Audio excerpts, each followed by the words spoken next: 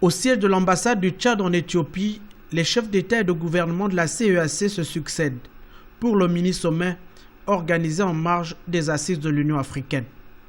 La rencontre est dirigée par le président tchadien Idriss Déby, en sa qualité de président en exercice de l'institution sous-régionale.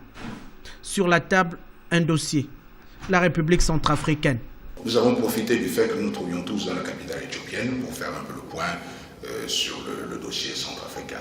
Depuis que la dernière réunion de Djamena, il y a eu une réunion à Brazzaville, donc le président du comité de suivi a fait l'économie, et puis un certain nombre de réunions qui montrent un peu quels sont les efforts aujourd'hui que nous devons tous faire pour continuer à soutenir le peuple centrafricain.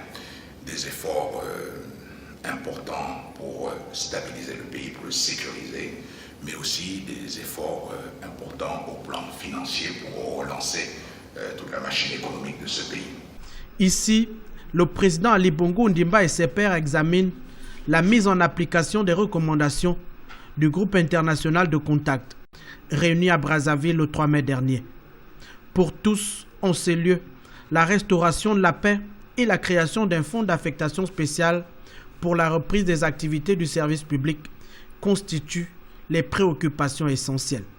Ce pays est très proche de nous et ce qui peut se passer en République centrafricaine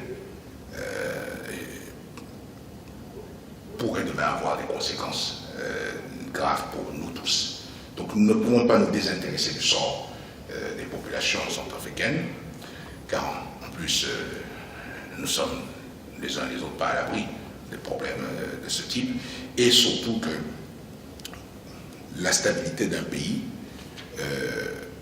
est très importante pour toute la sous-région. Et il faut, pour nous, Gabonais, reconnaître que